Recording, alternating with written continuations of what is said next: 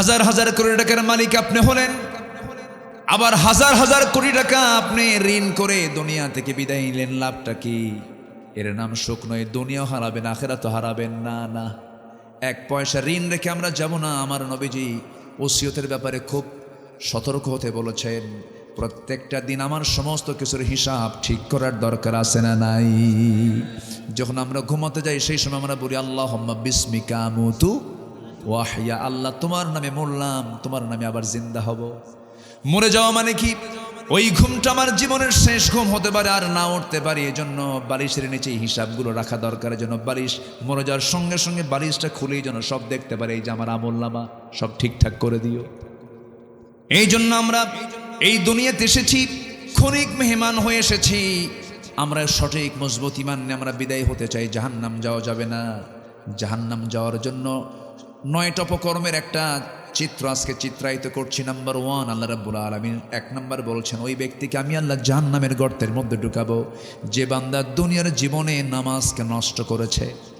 এই সিদ্ধান্ত আমাকে না নিলে পরে আমি জান্নাত পাবো না। আল্লাহ রাব্বুল আলামিন বলেন, কুল ইন্না সলাতি ওয়া নুসুকি ওয়া মাহইয়ায়া ওয়া মামাতি লিল্লাহি রাব্বিল আলামিন। আমার সালাত, আমার কোরবানি, আমার জীবন, আমার মরণ সব হবে কার জন্য বলুন? আল্লাহর জন্য হতে হবে। আমার ভাইরা, সেই জন্য সব কিছু আল্লাহর সন্তুষ্টির জন্যই হতে হবে। নামাজটা আমার আপনার ছেড়ে দেওয়া যাবে না। নামাজ মূলত শুক্রবার না 5 ওয়াক্ত? বলেন 7 দিনে 1 দিন না 5 দিনে? দিনে 5 বার। দিনে কয়বার বলেন? 5 বার। 6 বার হলে আরও ভালো, 6 বার হলে আরও ভালো। 6 বার। আরেকটা অক্তের কথা বললাম, সে অক্তটা হলো একটা লম্বা সময়ের মাঝে একটা সময় যে বান্দার জীবনটা সাজানো গোছানো শেষার পরে অন্য কোনো কাজ করবে না, ঘুমিয়ে পড়বে। এই শীতের রাতে, রাতটা অনেক বড় লম্বা, আল্লাহ পাক বানিয়ে দিয়েছেন যেন তোর ঘুম শেষ হয়ে এক্সেস সময়টা শেষ দেয় পড়ে আমার কাছে কান্নাকাটি করতে পারিস। জোরে কোন সুবহানাল্লাহ। কোন সময়? তাহাজ্জুদ। আল্লাহ রাব্বুল আলামিন দুনিয়ার আকাশে চলে আসেন শেষ রাতে। ঠিক যে সময় আল্লাহ পাক দুনিয়ার আকাশে আসেন, শয়তান সেই সময় সব বান্দাগুলোর কানের কাছে আসে, শিওরে এসে বলে, ওয়াজ করে, আলাইকা লাইলুন তাবিল, আলাইকা লাইলুন তাবিল, তোর রাত অনেক লম্বা, ঘুমা। তোমার রাত বহু লম্বা, ঘুমাও ঘুমাও। মাথার চুলে হাত দেয়, ঘুমাও। বারবার বলতে থাকে। শেষ পর্যন্ত শয়তান 3টা গিট মেরে চলে যায়। এই 3টে গিট যদি কেউ ছুটাতে চাও, রাসূল বললেন 3টা কাজ করবা। 1 নাম্বার কাজ হলো, শয়তানের 3টা গিট ছুটাতে হলে প্রথমেই ঘুম থেকে গা ঝাড়া দিয়া আলহামদুলিল্লাহিল্লাযী আহইয়ানা বা'দা মা আমাতানা ওয়া ইলাইহিন নুশুর, এই দোয়া পড়ে যে বান্দা বসবে বিছানায়, একটা গিট ছুটে গেল। সুবহানাল্লাহ বলেন। আর থাকলো কয়টা? 2টা। সহিহ হাদিস, কিন্তু সিয়াসিত্তার হাদিস। 2 নাম্বার গিট যদি কেউ ছুটাতে চায়, বিছানা থেকে আস্তে করে উঠে চলে যাবে ওযুখানায়, ওযু বানাবে। ওযুর মধ্য দিয়ে আরেকটা গিট ছুটে গেল। বান্দা যখন হেঁটে হেঁটে যখন মসজিদের দিকে রওনা দেবে, নামাজে যখন দাঁড়ায়, নামাজে দাঁড়ানোর সঙ্গে সঙ্গে শয়তান লেজ গুটায় সেখান থেকে চলে যায়। 3টে গিট ছুটে গেল। 24 ঘন্টার মধ্যে শয়তান সেই বান্দার কাছে ওয়াসওয়াসা দেওয়ার সাহস পায় না। জোরে বলে সুবহানাল্লাহ। সবাইকে এই 3টে গিট ছুটাতে রাজি আছি? কোন সময় বলেন? কোন সময়? ওই শেষ রাত্রে। নামাজকে নষ্ট করা যাবে না। আমার নবীজির জীবনে 1 ওয়াক্ত নামাজ কাজা হয়েছিল এমন কোন রেকর্ড নাই। নামাজটাকে আমরা রেগুলার করব, নামাজটা আমরা পড়ব। আমার নবীজির সর্বশেষ নসিহত ছিল, সর্বশেষ কথোপকথন আমার রাসূল আম্মা জান আয়েশার সঙ্গে করেছেন, অন্য কিছু নয়, আমার উম্মতকে জানাইয়া দিবা তারা যেন 5 ওয়াক্ত নামাজ না ছেড়ে দেয়। জোরে বলি সুবহানাল্লাহ। নামাজ যার নাই তার জন্য রাসূল কি করবেন বলেন? যার জীবনে নামাজই নেই, রাসূল তার জন্য কি করবেন বলেন? আমার ভাইয়েরা, নামাজকে আমরা কখনো নষ্ট করব না। আল্লাহ রাব্বুল আলামিন বলেন, ও বান্দা তুমি কি জানো আমার আরশ আজিমের ছায়ায় তোমাকে জায়গা দিয়ে দেব। রাজুলুন কলবুহু মুআল্লাকুম বিল মাসাজিদ, রাজুলুন ইযা দাআতহু ইমরাতান যাতা হাসাবিন ওয়া জামালিন ইন্না খাফুল্লাহ। জোরে বলি আল্লাহু আকবার। ইমামুন আদিলুন শাবুন নাশা ফি ইবাদাতিল্লাহ। নেই বিচারপতিকে আমি আরশ আজিমের ছায়ায় জায়গা দেব। ওই যুবককে জায়গা দেব যে যুবকটা তার যৌবনকালটা আল্লাহর ইবাদতে কাটায়া দিয়েছে। নাম্বার 3 হলো ওই সমস্ত বান্দাকে আমি আল্লাহর শাজিমের ছায়ে জায়গা দেব যে বান্দার দিলটা সর্বক্ষণ লটকানো থাকে মসজিদের সাথে। আজান হবে কখন, মসজিদে যাব কখন, আজান হবে কখন, মসজিদে যাব কখন, এই পেরেশানি যার মধ্যে থাকে আল্লাহ নিজে বলছেন আমি তাকে আর শাজিমের ছায়ার মেহমান বানায়া নেব। ওই জান্নাতে যেতে হলে বলতে হবে আমার বউ শোনো, একসঙ্গে দুনিয়াতে একই ছাদের নিচে থাকলাম, দাম্পত্যময় জীবন আমরা আদান প্রদান করলাম, যৌবনটাকে আমরা আদান প্রদান করলাম, এক ঘরে কাটায় দিলাম, একসাথে একটা জীবন পাড়ি দিলাম। আমি চাই আমার স্ত্রী তোমার সঙ্গে আমরা দুজন মিলে একসঙ্গে জান্নাতে যেতে চাই। নামাজটা পড়ো, সুন্দর করে বুঝায় দিবেন, দর্সে হাদিস নিয়ে বসবেন, কোরআনের ক্লাস নিয়ে বসবেন। একদিন সূরা হুজরাত নিয়ে কথা বলবেন, আরেকদিন সূরা আহজাব নিয়ে কথা বলবেন, আরেকদিন সূরা নূর নিয়ে কথা বলবেন। সুন্দর করে একটা করে সূরা পড়বেন, একটা করে তাফসীর পড়বেন। বাড়িতে বাড়িতে একটা হাদিসকে সামনে নিয়ে আসবেন, চোখের পানি ফেলে ফেলে কাঁদবেন, দেখবেন আপনার ঘরটা জান্নাতের টুকরা হয়ে গেছে। সুন্দর করে বুঝাবেন, কে বলেছে শুনবে না কথা, সন্তানও শুনবে, সব শুনবে। মেয়েগুলোকে ডাক দিয়ে কাছে বসায় বলবেন, এই আমার কলিজার টুকরা মেয়েরা শোনো, তোমরা কি জানো মা, একসঙ্গে একই সাথে থাকলাম, একসঙ্গে আমরা জান্নাতে গিয়ে আমরা শপিং করবো। জোরে কোন সুবহানাল্লাহ। জান্নাতের শপিং আছে, কিন্তু জান্নাতেও শপিং হবে, জান্নাতেও বাজার হবে, সেখানে বাজারে বসবে সব, সেখানে গিয়ে মিট হবে, দুনিয়ার বন্ধুদের অনেকের সঙ্গে দেখা হয়ে যাবে। এই জন্য সেই জান্নাতের বাজার কি সবাই করতে রাজি আছেন নাকি? একা একা করবেন না, পরিবার সহ করবেন। এই জন্য পরিবার সহ জাহান্নাম থেকে বাঁচার জন্য আল্লাহ রাব্বুল আলামিন নিজেই তাকিদ দিচ্ছেন, ইয়া আইয়ুহাল্লাযীনা আমানু কু আনফুসাকুম ওয়া আহলিকুম নারা। নিজে বাঁচো, তোমার পরিবারকে জাহান্নাম থেকে বাঁচাও, জাহান্নাম থেকে বাঁচানোর জন্য চেষ্টা করো। তোমার পরিবারকে, তোমার নিজকে জাহান্নাম থেকে বাঁচাও। সবচেয়ে বড় চ্যালেঞ্জ হলো যে কোনো মূল্যে হোক জাহান্নাম থেকে বেঁচে আমরা যেতে চাই কোথায়? জান্নাতে। কিন্তু রাস্তা যদি ভুল হয়ে যায় তাহলে তো জান্নাত পাবো না। রাস্তার লাইনটা ঠিক করতে হবে। সেই রাস্তার লাইনটা হলো কি? প্রত্যেক নামাজে, প্রত্যেক ওয়াক্তে, প্রত্যেক রাকাতে রাকাতে আমরা এই দোয়াটাই করি। সবাই সেই লাইনের জন্য আল্লাহর কাছে চাই। সবাই বলুন, ইহদিনাস সিরাতাল মুস্তাকিম। সিরাতুল মুস্তাকিম তুমি আল্লাহ আমারে দিয়ে দাও, সরল সঠিক পথ আমারে দিয়ে দাও।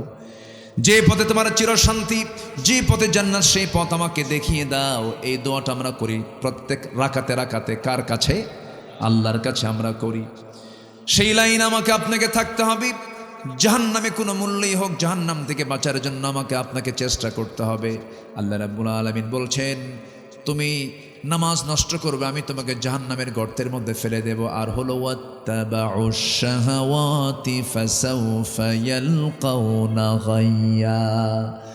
তুমি তোমার মন যা চায় তাই করবে তা না, মন যা চায় তা করব না, আল্লাহ যা চান তা করব। বলেন বলেন বলেন, মন যা চায় তা না, আল্লাহ যা চান তা? আল্লাহ যা চান আমাকে তাই করতে। আমার কি মনের দাস? আমরা কি মনের দাস হব? বলেন, কার দাস হব আমরা? আল্লাহর দাস। মন যা চায় তা করা যাবে না। আল্লাহ রাব্বুল আলামিন বলেন, ইন্নাল্লাহা আসতাফা আদম ওয়া নূহা ওয়া আলা ইব্রাহিম ওয়া আলা ইমরান আলাল আলামিন। আল্লাহ রাব্বুল আলামিন গোটা বিশ্ববাসীর উপরে আলে ইমরান পরিবারকে বিশেষ মর্যাদা দিয়েছেন। অনেক বড় সম্মানিত তারা ছিলেন।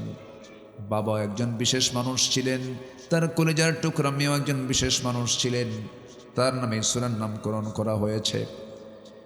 যদিও মারিয়ামের জীবন নিয়ে আমার কোনো কথা বলার উদ্দেশ্য নয়, যেখান থেকে আমি কথা বলছি আল্লাহ পাক কোন কোন অপকর্মের জন্য বান্দাকে জাহান্নাম দিবেন সেই বিষয়ে আমি আজকে কিছু কথা বলতে চাই।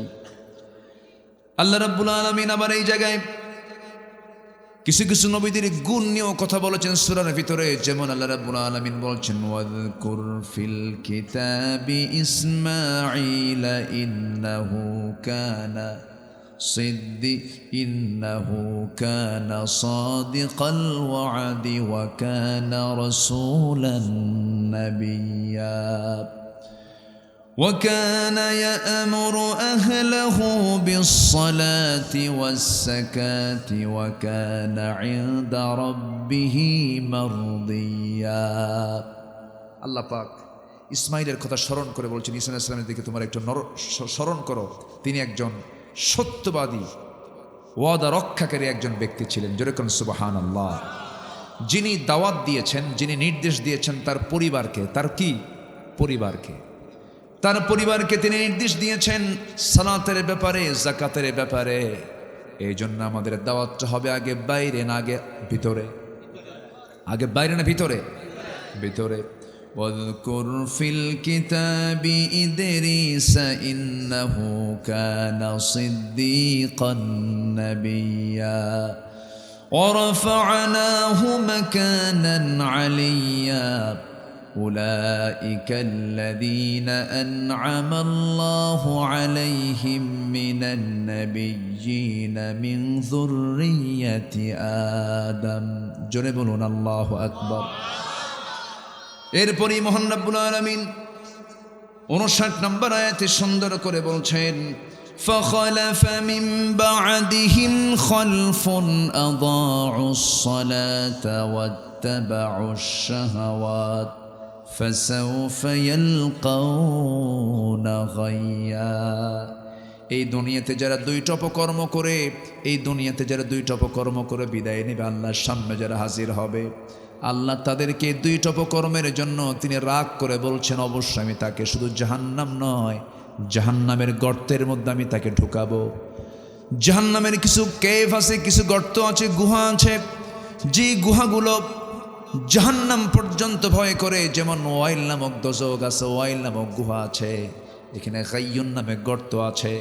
গাইয়ুন গর্তটা এত ভয়ঙ্কর গর্ত যে জাহান্নাম পর্যন্ত যাকে ভয় পায়। জাহান্নাম কিন্তু ছোট কোনো জায়গা নয়, জাহান্নামটা এত বড়। এই সূর্য পৃথিবী থেকে 13 লক্ষ গুণ বড়। এই সূর্যের মতো বিশাল একটা সৃষ্টিকে যদি জাহান্নামের মুখে ছেড়ে দেওয়া হয়, বাচ্চার মুখে চকলেট দিলে যেমন নিমিষেই শেষ হয়ে যায়, হেরে যায়, জাহান্নামের মধ্যে একটা সূর্য তার মুখে ছেড়ে দিলে অবলীলায় সূর্য হেরে যাবে। এত ভয়ঙ্কর জাহান্নাম। সেই জাহান্নাম পর্যন্ত এই গর্তগুলোকে ভয় পায়। এই গর্তের মধ্যে দুটো অপকর্ম যারা করবে তারা ঢুকবে, এবং তাফসীরে কুরতুবীর মধ্যে আসছে আরও 7 অপকর্মের সঙ্গে যারা জড়িত তাদেরকেও এই গর্তের মধ্যে ঢুকানো হবে। এই মোট 9টা অপকর্মের একটা চিত্র আজকে আমি চিত্রায়িত করতে চাচ্ছি। আমাকে সময় দেবেন তো? জোরে বলি ইনশাআল্লাহ। গতকালকে ছিলাম খুলনায়, মাহফিল ছিল। আগামীকালকে সিলেটে, খুব একটু দূরে না তো নাকি, এর মাঝে এই কালীগঞ্জে আসছি। সম্মানিত ভাইয়েরা, সম্মানিত বন্ধুগণ, আমরা এমন একটি মুহূর্তে এখানে একত্রিত হয়েছি। এই দেশের মানুষ ইসলামকে ভালোবাসে, ভালোবাসে না তা না, কিন্তু নামাজ পড়ে না। কি পড়ে না? খালি বিড়ি খায়।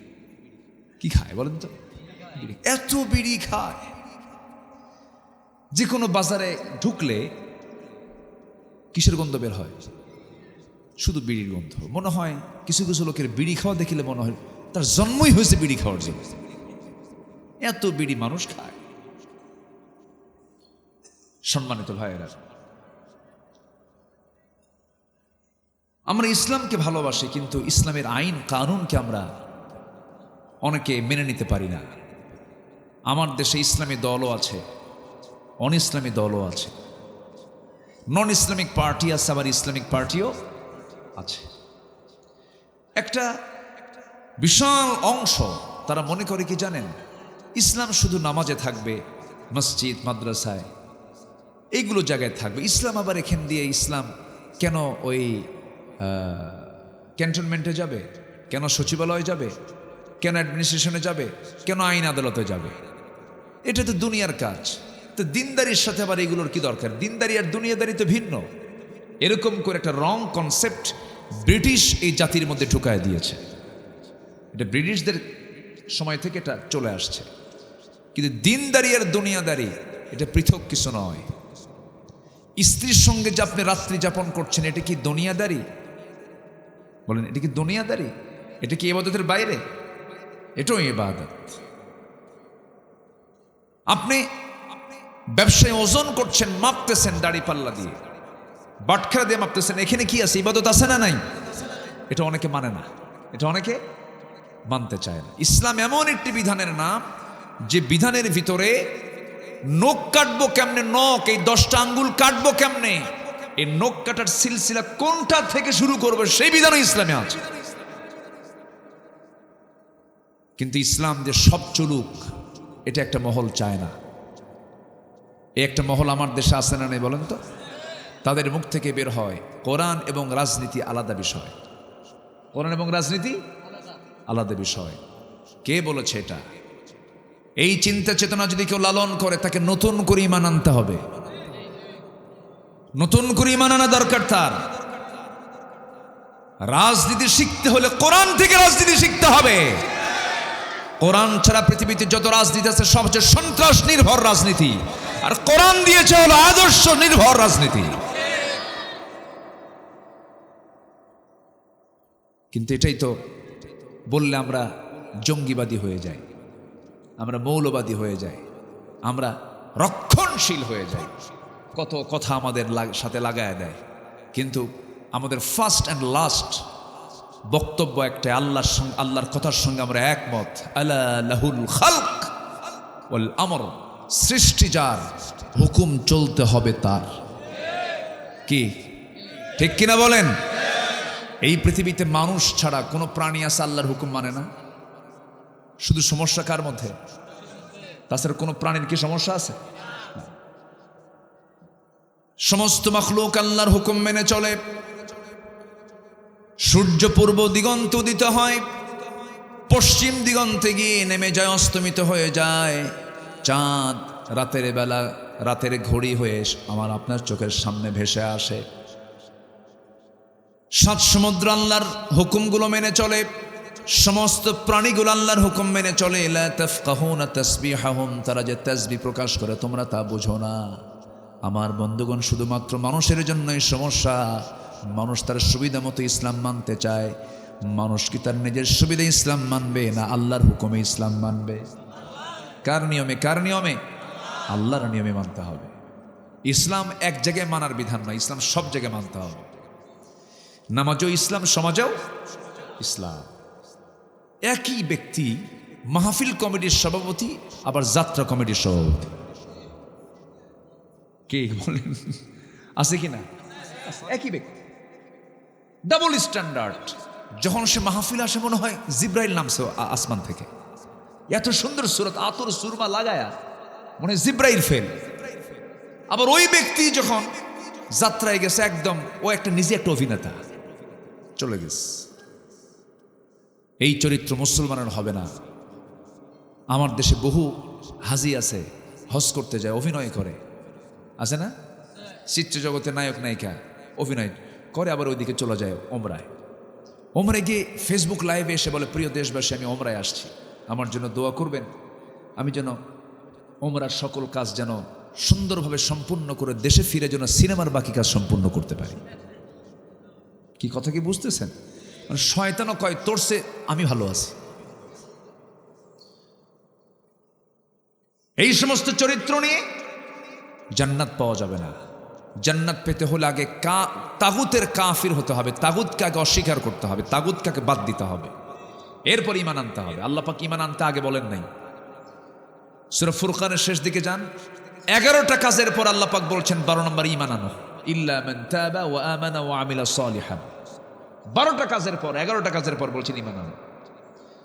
আল্লাহ রাব্বুল আলামিন বলেন, فمن يكفر بالطاغوت ويؤمن بالله فقد استمسك بالعروة الوثقى لا انفصام لها।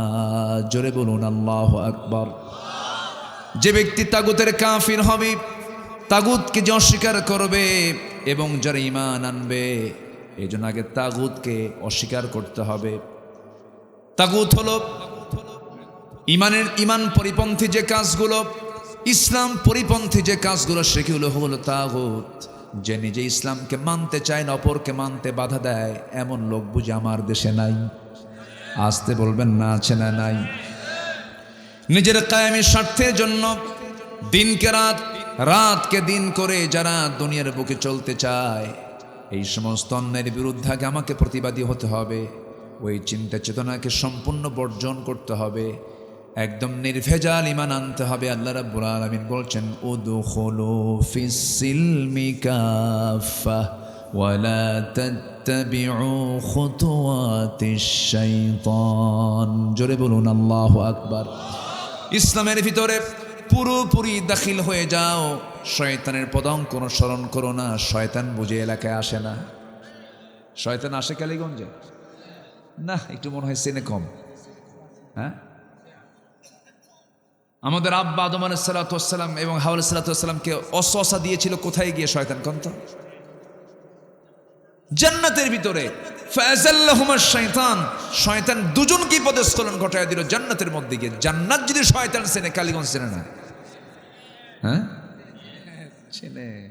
আসে, এসে কামটাম করে থুয়ে চলে যায়। সম্মানিত ভাইয়েরা, তাহলে আমাদের সবচেয়ে বড় চ্যালেঞ্জ হলো আমরা জাহান্নামে যাব না। কি রাজি আছেন না সবাই? কোথায় যাব না বলেন? কোথায় যাব আমরা? জান্নাত কার বাড়ি? আমাদের বাড়ি। আল্লাহর তো সবই। জাহান্নামও তো আল্লাহর তৈরি করা। আমরা বলেন, জান্নাতে যেতে রাজি আছেন তো সবাই? জান্নাত কার বাড়ি? আমাদের বাড়ি, আমাদের বাপের বাড়ি। কি আমাদের বাপের বাড়ি? আমাদের বাপকে আদম আলাইহিস সালাম। আমার খুব আনন্দ লাগে জানেন, আমার বাপ আদম, এটা খুব আনন্দ লাগে। এক মাহফিলে গেছি, এক পীর সাহেব, আমি পীর বিরোধী না, তো আমি হুজুরকে লক্ষ্য করে সালাম দিলাম। বয়স্ক মানুষ তো, কিন্তু সালামের উত্তর নাই। কিছু কিছু লোক আছে কিন্তু এই অ্যালার্জি আছে, সালাম দিলে উত্তর যে একটা সুন্দর মানে মানে কি বলে, প্রাণযুক্ত হয়ে, প্রাণ ভরা দিল থেকে যে উত্তর দেবে, এরকম লোক কিন্তু আছে কিছু। এরকম আছে না? এরকম প্রাণ ভরে দেয়। আবার কিছু লোক আছে মানে একটা বিরক্তি, একটা ভাব। তো আমি সালাম দিলাম, উনি সালাম নিল কি নিল না আল্লাহই জানে, এরকম একটা ভাবসা, খুব মোশান দেখলাম।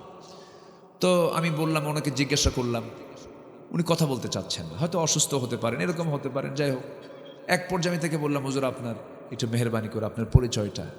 কে? আমি অমক পীর জাদা। ধমকের সুরে আমাকে বলতেছে। বলবো না, আর কথা বলা যাবে না। তো কিছুক্ষণ পরে উনি আমাকে আবার প্রশ্ন করতে, আপনার পরিচয়? তো বললাম, আমি হলাম নবীজাদা। কি কইছে? আমি নবীজাদা। তো উনি আমার দিকে এখন উনি একদম মানে অ্যালার্ট হয়ে গেছে, মনে রাগ করছে, এরকম করে কথা বলতেছে। আপনি কি বলেন? হ্যাঁ, আপনি যদি পীরের ছেলে পরিচয় হয়ে যদি নবীজাদা কি পীরজাদা হতে পারেন, পীরের ছেলে পীরজাদা, আমি নবীর ছেলে, আমি নবীজাদা। আমার বাপ আদম, উনি আমার বাপ, আমি তার ছেলে, উনি নবী, আমি নবীজাদা। ডিগ্রি কার বেশি হলো? কোন বলেন? বলেন, ডিগ্রি কি বেশি হলো না আমাদের? বলেন তো, লাভ কি? লাভ তো নাই। নবীর সন্তান হয়ে তো লাভ হবে না। যদি নবীর সন্তান হয়ে লাভ হতো, নূহ আলাইহিস সালাতু ওয়াস সালামের ছেলে কেনান জান্নাত পেয়ে যেত। নবীর বাপ হয়ে যদি লাভ হতো, আজার ইব্রাহিম আলাইহিস সালামের বাবা হয়ে সে জান্নাত পেয়ে যেত। নবীর স্ত্রী হয়ে যদি জান্নাত পাওয়া যেত, নূহ আলাইহিস সালামের স্ত্রী ছিল একজন কাফেরা, সে জান্নাত পেয়ে যেত। নবীর চাচা হয়ে যদি জান্নাত পাওয়া যেত, আবু লাহাবও জান্নাত পেয়ে যেত। বংশের পরিচয় দিয়ে যদি জান্নাত পাওয়া যেত, আমার নবীর বংশ কুরাইশ, আবু লাহাব আবু তালেবের বংশ কুরাইশ। লাভ কি? কোনো লাভ আছে? এগুলো আল্লাহর কাছে যাবে না। আল্লাহর কাছে এগুলোর চুল পরিমাণ কোনো মূল্য নাই। আল্লাহর কাছে মূল্যটা কি? ইন্না খালাকনাকুম মিন যাকারিন ওয়া উনসা ওয়া জাআলনাকুম শুউবান ওয়া ক্বাবাইলা লিতাআরাফু ইন্না আকরামাকুম ইনদাল্লাহি আতকাকুম। জোরে বলুন আল্লাহু আকবার। আমি তোমাদেরকে এক নর এবং এক নারী থেকে সৃষ্টি করেছি এবং সেখান থেকে বহু গোত্রে গোত্রে বিভক্ত করেছি, ভাষা বর্ণ ভিন্ন করে দিয়েছি, লিতাআরফু, যেন তোমরা একে অপরকে চিনতে পারো। তবে তোমাদের মধ্যে সেই বান্দা আমার কাছে সবচাইতে সম্মানিত, যে বান্দা আমার আল্লাহকে, আমি আল্লাহ আমাকে বেশি ভয় করে। জোরে বলি সুবহানাল্লাহ। আল্লাহর কাছে শুধু দাম হলো মুত্তাকির। কার দাম? মুত্তাকি, যে আল্লাহকে ভয় করে তার দাম, নচেত কারো দাম তার কাছে নেই। কোনো মন্ত্রী, এমপি, সচিব এগুলো কিচ্ছু না, নো ভ্যালু। দেখেন না, দূর মেরে হুশ পেল না, ভাঙ্গা হেলিকপ্টারে মারছে, পালায় দৌড়াচ্ছে ভাঙ্গা হেলিকপ্টারে, তাই না? এটা ভালো বিমানটাও পাইল না। 45 মিনিটস টাইম দিয়েছে যুবকরা, আমার দেশের যুবকরা। আমি ভাবছিলাম শেষ হয়ে গেছে মনে হয়, কিন্তু না, জাতে মাতাল তালে ঠিক আছে। এদেরকে যদি একটু নার্সিং করা যায়, যদি ইসলামকে যদি এদের একটু হজম করে দেওয়া যায়, আগামী নেতৃত্ব যুবকদের হাতে চলে যাবে। সব দেখাই তো দেখলাম, আর দেখতে চাই না অন্য কিছু। আমরা দেখতে চাই আগামীর দেশ, আমরা দেখতে চাই কোরআনের দেশ। সবাই রাজি আছেন তো ইনশাআল্লাহ? আল্লাহ কবুল করুন। জোরে বলি আমিন, আরো জোরে আমিন। কোরআন দিয়ে কি সব চলতে পারে না? এই বিশ্বাস সবার আছে তো? এই বিশ্বাস যদি না থাকে তার কি ইমান আছে না গেছে? ইমান চলে গেছে। কোরআন দিয়ে সব চলতে পারে। কোরআন কি তথ্য দেয় না? কোরআন সব তথ্য দিয়ে দেয়। কোরআন তথ্য দেয় না এমন কিছু নাই, সব তথ্য কোরআন দিতে পারে। জোরে বলি সুবহানাল্লাহ। কোরআন এমন তথ্য দেয় যে তথ্য পৃথিবীর কোথাও পাবেন না। আল্লাহু আকবার। কিয়ামত পর্যন্ত বিজ্ঞান, কিয়ামত পর্যন্ত বিজ্ঞান কোরআনের কাছে ভিক্ষুকের মতো চেয়ে থাকবে, কিয়ামত পর্যন্ত। এটা এমন একটা জ্ঞান, এটা এমন একটা কিতাব, সমস্ত জ্ঞানের মূল মার্কাজ হচ্ছে এই কিতাব। আল্লাহ পাক রোগ দিয়েছেন, রোগের ঔষধও দিয়েছেন। রোগের মালিককে, তার ওষুধ নাই তার কাছে? এই পৃথিবীতে কত রোগ আল্লাহ পাক দিয়েছেন মানুষের, তার ওষুধ দিয়েছেন তো, কিন্তু ওষুধ তো মানুষ নষ্ট করে ফেলে। যেরকম একটা ঔষধ আল্লাহ পাক দিয়েছেন, একটা প্রাণীর নামে সূরার নামকরণ করেছেন, সূরাতুন নাহাল। নাহাল মানে হলো মৌমাছি। নাহাল মানে কি? মৌমাছি। সে কি বানায়? কি বানায়? বাসা বানায় না, চাক বানায়, মৌচাক। ঢাকার মৌচাক না, কিন্তু এটা মৌমাছির মৌচাক, ঠিক আছে না? মৌমাছির মৌচাক। কি সুন্দর করে বাসা বানায়। এই ওহিটা কে দিয়েছেন? আসতে বলেন, এই ওহিটা কে দিয়েছেন? আল্লাহ। আল্লাহ রাব্বুল আলামিন বলেন, মহান রাব্বুল আলামিন সুন্দর করে বলছেন, ওয়া আওহা রাব্বুকা ইলান নাহলি আন ইত্তাখিযি মিনাল জিবালি বুয়ুতাও ওয়া মিনাশ শাজারি ওয়া মিম্মা ইয়ারিশুন। জোরে বলুন আল্লাহু আকবার।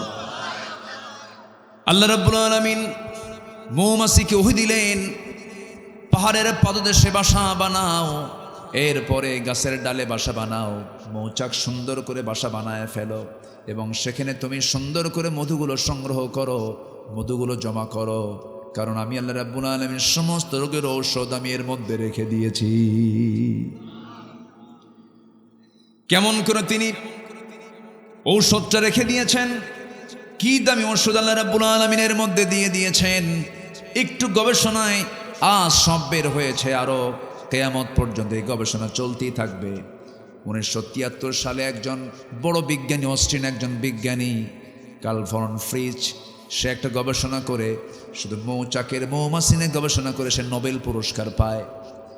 3টা তথ্য তিনি দিয়েছেন, কিন্তু 3টা তথ্য সব কোরআন আল্লাহ রাব্বুল আলামিন 1500 বছর আগেই দিয়েছেন। জোরে বলি সুবহানাল্লাহ। এর মধ্যে একটা তথ্য হলো, তিনি বলছেন কর্মী মৌমাছিগুলো, মৌচাক যেগুলো কন্ট্রোল করে, এগুলো হচ্ছে মহিলা মৌমাছি, female worker bee. Female worker bee. কর্মী মৌমাছিগুলো, মৌচাক যারা চালায়, রানী মৌমাছির কাজ এটা। আল্লাহ রাব্বুল আলামিন 1500 বছর আগেই বললেন, আনিত্তাখিযি মিনাল জিবালি বুয়ুতা। আলিম উলামা যারা আছেন এখানে, মুয়ান্নাসের সিগা আসছে এখানে, রানী মৌমাছির কথা আল্লাহ রাব্বুল আলামিন বলেছেন, সুন্দর করে তুমি বাসা বানাও। এই ইঙ্গিতটা দিয়েছেন পুরুষ মৌমাছিকে না রানী মৌমাছিকে? রানী মৌমাছিকে। নাম্বার 2 হলো, আল্লাহ রাব্বুল আলামিন বিজ্ঞান বলতেছে যখন একটা কর্মী মৌমাছি নতুন ফুলের বাগান বা উদ্যান খুঁজে পায়, তখন স্বর্ণ মৌমাছিদের সঠিক পথের দিক নির্দেশনা দিয়ে দেয়। এটাকে ওই বিজ্ঞানী বলছেন ওয়াগাল ড্যান্স, যা বিশ্বব্যাপী সাড়া ফেলে। আল্লাহ রাব্বুল আলামিন এই কথাটা ১৫০০ বছর আগে সুন্দর করে কোরআনে বলে দিয়েছেন। জোরে বলে সুবহানাল্লাহ। এখন বলুন, এই সমস্ত বিজ্ঞান যে তারা গবেষণা করেছে, তারা গবেষণা করেছে না কোরআন থেকে ধার নিয়েছে? ধার তো নিয়েছে, ওখান থেকে গবেষণা করেছে কোরআনকে। ثم كلي من كل الثمرات فاسلكي سبل ربك ذللا। জোরে বলুন আল্লাহু আকবার। এখানেই শেষ নয়। নাম্বার ৩ হলো, আমরা সবাই জানি মৌমাছিগুলো মধুগুলো মনে হয় মুখে করে নিয়ে এসে মৌচাকে ঢেলে রাখে। না না, এই মৌমাছিগুলো বিজ্ঞানীরা নিখুঁত করে গবেষণা করে প্রমাণ করেছেন আসলে মধু বের হয় মৌমাছির পেট থেকে। মৌমাছির পেট থেকে বের হয়, পেট থেকে মধু বের হয়ে এরপরে মৌচাকে তারা জমা করে ফেলে। আল্লাহ রাব্বুল আলামিন ১৫০০ বছর আগে এই কথাই বলেন, ইয়াখরুজু মিন বুতুনিহা। ইয়াখরুজু বের করে, মিন বুতুনিহা তার পেট থেকে। সুবহানাল্লাহ বলবেন না? ইয়াখরুজু মিন বুতুনিহা শারাবুন মুখতালিফুন আলওয়ানুহু ফীহি শিফাউন লিন্নাস ইন্না ফী যালিকা লাআয়াতান লিকাওমিন ইয়াতাফাক্কারুন। জোরে বলুন আল্লাহু আকবার। আমার ভাইরা, আরো কথা আছে অনেক লম্বা। এই মৌমাছির জীবন প্রণালী নিয়ে প্রায় ঘন্টাখানেক কথা বললো, কথা শেষ হবে না, বহু তথ্য আছে। শুধু 2টা তথ্যের কথা বলি, আবার মূল পর্বের দিকে আমরা চলে যাচ্ছি। আমরা 1 কেজি মধু কত টাকা দিয়ে কিনি? মাত্র না, তাহলে ভালো না, তাহলে ভেজাল। আসলটা আরো বেশি হওয়ার কথা, আসলটা একটু বেশি হওয়ার কথা, তাই না? 1 কেজি মধু ধরেন ৩০০০ টাকাও যদি হয়, ২০০০ টাকাও যদি হয়, তাও তো সমস্যা হওয়ার কথা নয়। কারণ দেখেন, 1 পাউন্ড মধু বানাতে 550 মৌমাছিকে প্রায় 20 লাখ ফুলে ভ্রমণ করতে হয়। চিন্তা করছেন আপনি? 1 পাউন্ড মধু বানাতে 550 মৌমাছিকে 20 লক্ষ ফুলে ভ্রমণ করতে হয়। কি পরিমাণ পরিশ্রম এখানে আছে! যেখানে একটা কর্মী মৌমাছিকে ৮০,০০০ কিলোমিটার অতিক্রম করতে হয়, একটা গবেষণায় চলে আসছে 1 পাউন্ড মধু তৈরি করতে মৌমাছিগুলোকে প্রায় গড়ে 14.5 লাখ কিলোমিটার পথ পাড়ি দিতে হয়, যা দিয়ে গোটা পৃথিবীকে 3 বার ঘোরা সম্ভব। কি ২০০০ টাকা কেজি? এখন কোন না, আমার কথা কি বুঝতেছেন আপনারা? তাহলে এটার কোনো মূল্য আমরা দিতে পারবো বলেন?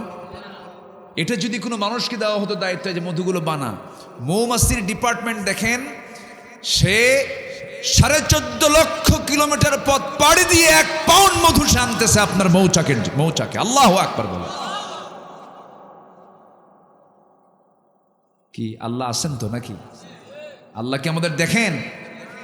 অবশ্যই দেখেন, অবশ্যই তিনি দেখেন। আমার বন্ধুগণ, আবার এই মৌচাকের ভিতরে একটা তাপমাত্রা আছে স্বাভাবিক 35 ডিগ্রি সেলসিয়াস তাপমাত্রা। যদি 40 ডিগ্রি 5 ডিগ্রি বেড়ে যায়, সেই সময় একসঙ্গে মৌচাকের মৌমাছিগুলো 2টা পাখা ঝাপটায় করে কি 40 ডিগ্রি হলে পরে টেকে কমানোর জন্য ভিতর থেকে বাতাসগুলো বের করে দেয়, আবার স্বাভাবিক হয়ে যায়। আবার যখন একদম কমে যাচ্ছে, 30 ডিগ্রি আসতেছে, তবুও সমস্যা, মধুগুলো নষ্ট হয়ে যাবে, সঙ্গে সঙ্গে পাখাটা উল্টায় দিয়ে আবার বাহির থেকে বাতাস ঢুকায় নেয়। যেরকম সুবহানাল্লাহ, একবার ঢুকায় একবার বের করে। কে চালান? সেই মৌমাছিকে আল্লাহ রাব্বুল আলামিন দায়িত্ব দিলেন, তুই মধুগুলো বানা, মানুষকে দেব না, মানুষ ভেজাল। মানুষ কি বলেন? মানুষ কি করে? ভেজাল। কোরআনে কারীমের সোজা আয়াত এটা। এই পৃথিবীতে মৃত্যু রোগ ছাড়া এমন কোন রোগ নেই যে রোগের ঔষধ হিসেবে মধু কার্যকর নয়। যদি কোনো ডাক্তার বলে মধু খাওয়া যাবে না, রং, কমপ্লিট রং। এটা তার গবেষণায় রং। এটা 1 ফোঁটা হলেও খাওয়া যাবে। ডায়াবেটিসের রোগী হলো 1 ফোঁটা হলেও খাওয়া যাবে, 2 ফোঁটা হলেও খাওয়া যাবে। আমার বন্ধুগণ, এখানে শেষ নয়, বহু কথা আছে। কোরআন এমন কোনো কথা বলে নাই বাদ পড়েছে। প্রথম ওহিটাই হলো সায়েন্স, এমব্রায়োলজির উপরে। ইকরা বিসমি রাব্বিকাল্লাযী খালাক খালাকাল ইনসানা মিন আলাক ইকরা ওয়া রাব্বুকাল আকরামুল্লাযী আল্লামা বিল কলম আল্লামাল ইনসানা মা লাম ইয়ালাম। খলাকাল ইনসানা মিন আলাক। প্রথম সূরা নাজিল হয়েছে কোন সূরা বলেন? আলাক। আলাক শব্দটাই সায়েন্সের শব্দ, এমব্রায়োলজি, ভ্রূণতত্ত্ব নিয়ে আল্লাহ তাআলা প্রথম কোরআনে কথা বলেছেন। আল্লাহু আকবার বলেন। মানব সৃষ্টি নিয়ে কথা বলেছেন। এটা কি শুধু ধর্মীয় কিতাব? এই কিতাবকে যারা শুধু নামাজের কিতাব বলে চালায় দিতে চায়, এই কিতাবকে যারা শুধু মাদ্রাসায় পড়ার কিতাব হিসেবে চালায় দিতে চায়, ভুল কথা। কোরআন হচ্ছে আইন এবং প্রশাসনের চলন্ত বিশ্বকোষ। কোরআন দিয়ে সচিবালয় চলতে পারে, কোরআন দিয়ে ক্যান্টনমেন্ট চলতে পারে, কোরআন দিয়ে আইন আদালত চলতে পারে, ঠিক কিনা? সব চলতে পারে। সম্মানিত ভাইয়েরা, কোরআনকে আমরা মানতে চাই এক জায়গায় না সব জায়গায়? সব জায়গায়। আল্লাহ কবুল করুন। জোরে বলি আমিন, আরো জোরে আমিন। অনেক কথা, এক রাত তো সময় তো থাকে না। আমি কিন্তু মূল পর্বে এখনো যাওয়া হয়নি আমার। জাহান্নামের গর্তের মধ্যে কেউ কি আমরা ঢুকতে চাই ভাই? আমরা সবাই কোথায় যেতে চাই? কার ভিটা? বাপের ভিটা। বলেন কার ভিটা? আমরা কার সন্তান? নবীর সন্তান। বলেন কার সন্তান? কি জাদা? বলেন বলেন বলেন বলেন। নবী জাদা যদি হই, আমার বাপ নবী, বিড়ি খাই কেন? মিশা কথা কই কেন? বাবার সম্মান আছে না? বাবার সম্মান আছে না নাই? বলেন। বাবার সম্মান নষ্ট করা যাবে না। বাবার সম্মানকে রক্ষা করতে হবে। মিথ্যা কথা বলা যাবে না, ছলচাতুরি করা যাবে না, ওজনে কম দেওয়া যাবে না, ঠকবাজি করা যাবে না, লেনদেন ওলট পালট করা যাবে না। একটা মানুষের ঈমান চেক হয় বাজারে না মসজিদে? বলেন বলেন। মসজিদে আপনি কি ঈমান চেক করবেন? মসজিদে নামাজ পড়তে গেছেন আপনি, বাজারে গেছেন, লেনদেন করছেন, লেনদেনে আপনার ঈমানটা চেক হবে। যার লেনদেনটা জীবনের সবচেয়ে শ্রেষ্ঠ লেনদেন হয়, তার ঈমানটাও শ্রেষ্ঠ। বলি আলহামদুলিল্লাহ। লেনদেন আছে এখন? টাকা দিলে বিপদে না টাকা নিলে বিপদে? বলেন। টাকা নিলে বিপদ না টাকা দিলে বিপদ? যে দেয় সে কি নিরাপদ না বিপদ? বিপদ। সম্পর্ক নষ্ট করতে চান, বন্ধুকে টাকা দিবেন, শেষ। কি সমাজ আজকে আমরা উপহার দিয়েছি। ঋণের টাকা, এটা যে কত বড় বোঝা, এটা মাথায় নাই, মনেই করে না যে আমাকে টাকাটা দিতে হবে, এটা মনেই করে না। ঋণ যে কত ভয়ঙ্কর জিনিস, এটাকে কেউ পাত্তাই দেয় না। শহীদের শাহাদত ক্যান্সেল হয়ে যাবে, শহীদের শাহাদত বানচাল করে দেবেন আল্লাহ তাআলা, ওকে জাহান্নামে ঢোকা। সে ঋণ নিয়ে, ঋণী ব্যক্তি টাকা পায়, ফোন দেয়, ফোন ধরে না, কাছে যায়, ভাই আজকে নিও না, অমুক দিন দেব। 3 দিন ঘরে আবার যায়। রাগের ঠেলায় এখন যে টাকা নিছে ঋণ গ্রহীতা, সেই রাগ করে কয়, তুমি কি আমার মান সম্মান বোঝো না? দেখছেন, মানে উল্টা কথা ওরে ঝাড়ে। তুমি কি আমার মান সম্মান বোঝো না? মানুষের সামনে টাকা চাও। রাগের ঠেলায় এখন যে টাকা পায়, যে ঋণদাতা, যে সে রাগের ঠেলায় বলে, যা তোর কাছ থেকে আর টাকা কোনোদিন চাবই না, তোর টাকা হাসরের দিন তুলে নেবো, যা। মনে মনে করে লম্বা ডেট পাইলাম। কি কথা কি বুঝতেছেন আপনারা?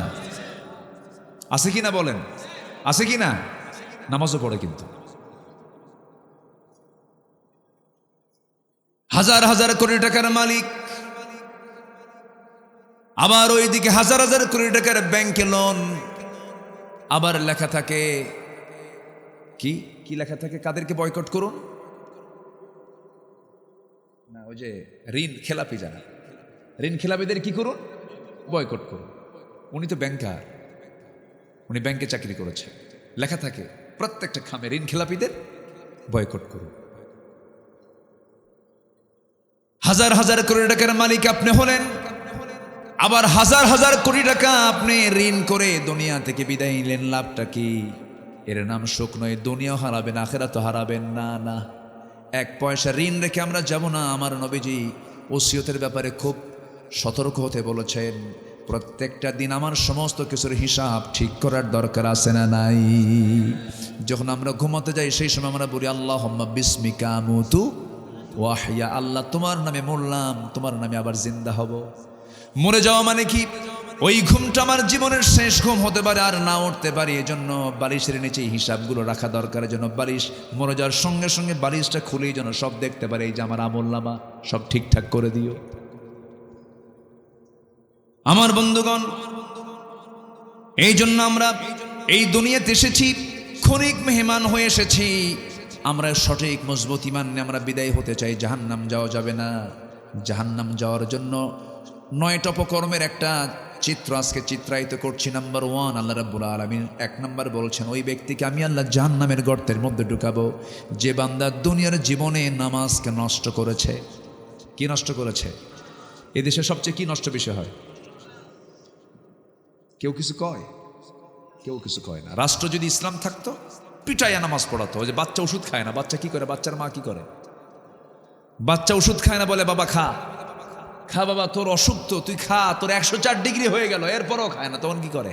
হাত পা জোর করে ধইরা শক্ত করে মুখের মধ্যে ঢুকায় দিয়ে কয় খা। বলেন এতে কি মায়ের মহাব্বত কমছে না বাড়ছে? কিন্তু এই পিটনের মধ্যে অবশ্যই মায়ের মহাব্বত কম না বেশি? বেশি। ইসলামী রাষ্ট্র যখন হবে, ইসলামী রাষ্ট্রের দায়িত্ব হবে এই লোকগুলোকে যে কোনো মূল্যে হোক জাহান্নামে নেওয়া যাবে না। আল্লাহর হুকুম নামাজ কায়েম করা। প্রশাসন সামনে দাঁড়িয়ে যাবে, কোথায় কি করো? যাও মসজিদে নামাজ পড়ো। ঠিক কিনা?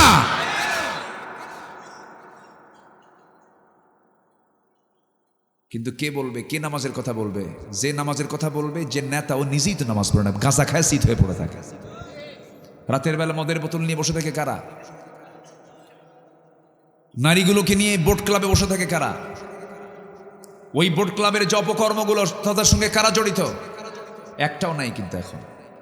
ওই যে হাউন হাউন একটা, হ্যাঁ নাই তো। ও একটা ভাতের হোটেল বানাইছিল,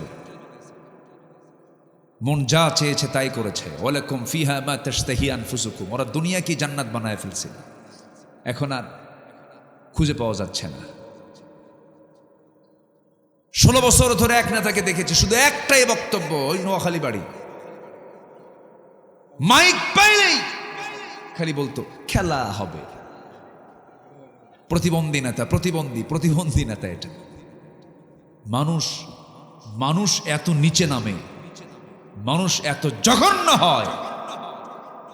20 কোটি জাতির নেতৃত্ব আপনি দিলেন, মুখ থেকে ভালো কথা বের করতে পারলেন না। সম্মানিত বন্ধুগণ, আমাদের সবচেয়ে বড় টার্গেট হলো আমাকে জাহান্নাম যাওয়া যাবে না। আমার চলা, আমার ফেরা, আমার দল, আমার বন্ধু, আমার সবকিছু হতে হবে জান্নাত কেন্দ্রিক। কি কেন্দ্রিক বলেন? জান্নাত কেন্দ্রিক। বন্ধু জান্নাতের জন্য কাজে লাগে, দল জান্নাতের জন্য কাজে লাগে, আমার কাজকর্ম জান্নাতের জন্য কাজে লাগে। আমার কথা কি বুঝে আসতেছে আপনাদের? সমস্ত কিছুর মূল লক্ষ্য হতে হবে জান্নাত। কারণ আমি এই সিদ্ধান্ত আমাকে না নিলে পরে আমি জান্নাত পাবো না। আল্লাহ রাব্বুল আলামিন বলেন, কুল ইন্না সলাতি ওয়া নুসুকি ওয়া মাহইয়ায়া ওয়া মামাতি লিল্লাহি রাব্বিল আলামিন। আমার সালাত, আমার কোরবানি, আমার জীবন, আমার মরণ সব হবে কার জন্য বলুন?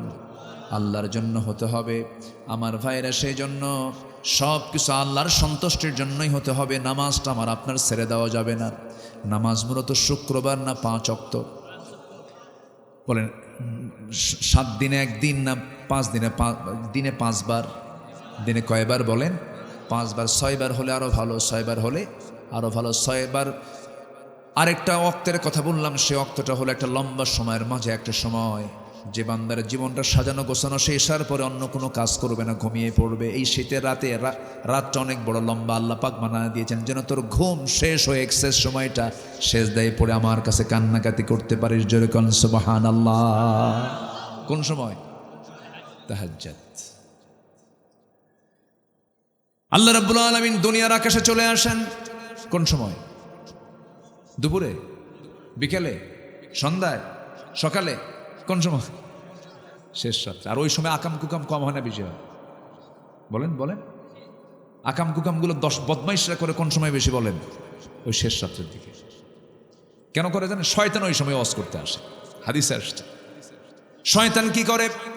শেষ রাতে ঠিক যে সময় আল্লাহ পাক দুনিয়ার আকাশে আসেন, শয়তান সেই সময় সব বান্দাগুলোর কানের কাছে আসে, শিওরে এসে বলে, ওয়াজ করে, আলাইকা লাইলুন তাবিল, আলাইকা লাইলুন তাবিল, তোর রাত অনেক লম্বা, ঘুমা, তোমার রাত বহু লম্বা, ঘুমাও ঘুমাও। মাথার চুলে হাত দেয়, ঘুমাও, বারবার বলতে থাকে। শেষ পর্যন্ত শয়তান 3টা গিট মেরে চলে যায়। এই 3টে গিট যদি কেউ ছুটাতে চাও, রাসূল বললেন 3টা কাজ করবা। 1 নম্বর কাজ হলো, শয়তানের 3টা গিট ছুটাতে হলে প্রথমেই ঘুম থেকে গা ঝাড়া দিয়ে আলহামদুলিল্লাহিল্লাযী আহইয়ানা বা'দা মা আমাতানা ওয়া ইলাইহিন নুশুর, এই দোয়া পড়ে যে বান্দা বসবে বিছানায়, একটা গিট ছুটে গেল। সুবহানাল্লাহ বলেন। আর থাকলো কয়টা? 2টা। সহিহ হাদিস, কিন্তু সিয়াসিত্তের হাদিস। 2 নম্বর গিট যদি কেউ ছুটাতে চায়, বিছানা থেকে আজ থেকে উঠে চলে যাবে ওযুখানায়, ওযু বানাবে, ওযুর মধ্য দিয়ে আরেকটা গিট ছুটে গেল। বান্দা যখন হেঁটে হেঁটে যখন মসজিদের দিকে রওনা দেবে, নামাজে যখন দাঁড়ায়, নামাজে দাঁড়ানোর সঙ্গে সঙ্গে শয়তান লেজ গুটায় সেখান থেকে চলে যায়। 3টা গিট ছুটে গেল।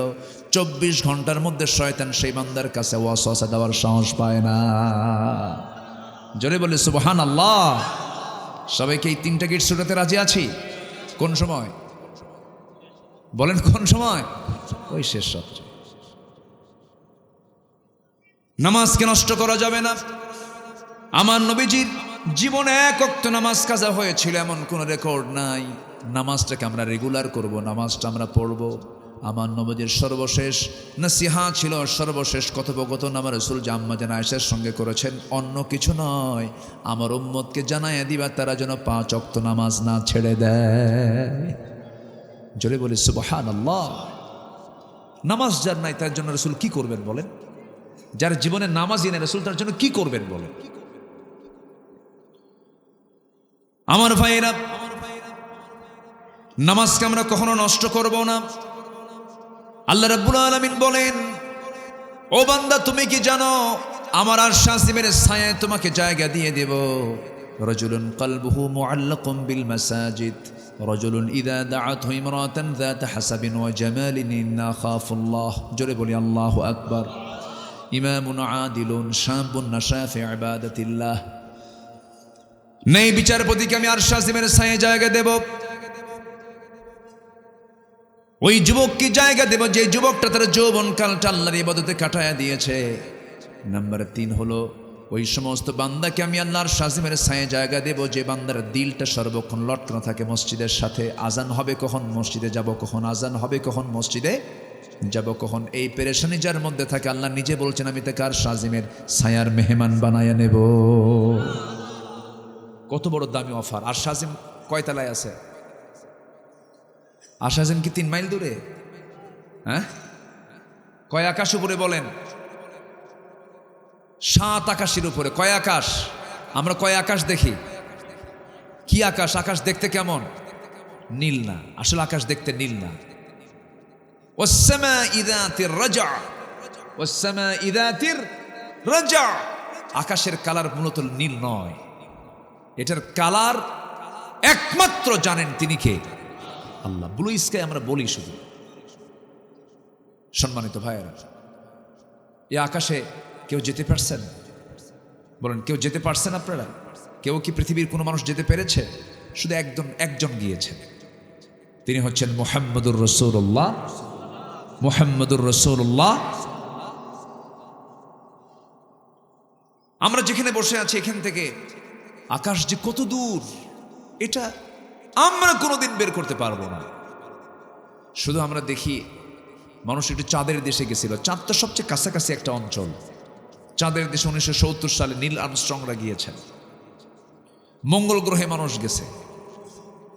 এখন মানুষ যদি চিন্তা করে সূর্যের কাছে তার যাওয়া সম্ভব না, লক্ষ লক্ষ ডিগ্রি সেলসিয়াস তার তাপমাত্রা, সূর্যের কাছে তার যাওয়া সম্ভব না। এখন মানুষ যদি মনে করে চাঁদ দেখলাম, মঙ্গল গ্রহ দেখলাম, একটু তারকা দেখব, যে তারকাগুলো আকাশে আমরা মিটি মিটি করে জ্বলতে দেখি জোনাকির মতো, এই তারকাগুলো কত বড় জানেন? এই সূর্য পৃথিবী থেকে 13 লক্ষ গুণ বড়, ওই সূর্যের চাইতে এক একটা তারকা, ব্যাটেল জয়িস তারকা 33 কোটি গুণ বড়। জোরে বলি সুবহানাল্লাহ, আল্লাহু আকবার বলেন। একটা তারকা বললাম, এরকম কি একটা তারকা আকাশে? কোটি কোটি গ্যালাক্সি আছে, সেই গ্যালাক্সির মধ্যে আবার কোটি কোটি তারকা আল্লাহ পাক সাজায় রেখেছেন। এই মহাশূন্যের কথা বলছি, কিন্তু আকাশে যাই নাই, শুধু মহাশূন্যের কথা বললাম। পৃথিবীর সবচেয়ে নিকটবর্তী তারকা হলো প্রক্সিমা সেন্ট্রাই। প্রক্সিমা সেন্ট্রাই নামক সেই নিকটবর্তী ছোট তারকার দিকে যদি কেউ যেতে চায়, দুনিয়ার কোনো যানবাহন চলবে না। যদি কেউ নভোযান, লেটেস্ট নভোযান অ্যাপোলো 11 চড়েও যদি রওনা দেয়, তবু তার যেতে সময় লেগে যাবে, যার ঘন্টার গতি হলো 39,000 কিলোমিটার মানুষই বানাইছে। ওই নিকটবর্তী তারকার দেশে তার যেতে সময় লেগে যাবে 1,15,000 বছর মাত্র। যাবেন কারা কারা? হাত তুলেন দেখি। সম্ভব? কেমনে যাবেন আপনি? বাঁচবেন কয়দিন, যাবেন কখন? আর আল্লাহ বলছেন, বান্দা তুমি কি জানো, শুধু সেজদা দাও শেষ রাত্রে, নামাজে হাজির হও, আমি আল্লাহ তোমাকে 7 আকাশের উপরে তুলে আরশ আজিমের ছায়ার মেহমান বানায় নেব। এরপরও নামাজ পড়ে না, এরপরও। আচ্ছা, বউ যদি নামাজ না পড়ে কি করবেন? কম পাশেই তো আসছে, মায়ের আসছে না মাহফিলে, বলেন আপনার বউ নামাজ পড়ে না, কি করবেন? হ্যাঁ, তাও কামা একজন কইছে পিটাবো, যে কইছে পিটাবো মানে বিয়ে করে নাই। বউ পেটা এত সহজ? যে স্বামী বউকে ভয় করে না, তার তো সংসারই হবে না। এই বউ ভয় করেন না?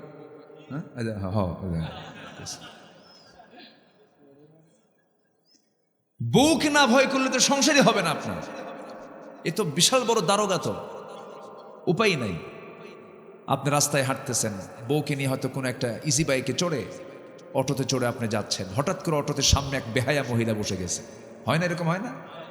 না, আপনার নজর, আপনি নজর ভালো আপনার, কিন্তু হঠাৎ করে অন্য একটা বেখেলে অন্য চিন্তা করতেছেন, এদিকে আপনার নজর চলে গেছে। আর ওই দৃশ্য যদি আপনার বউ যদি দেখে ফেলে যে আমার স্বামী ওই মহিলার দিকে চেয়ে আছে, বলেন তো কি হতে পারে?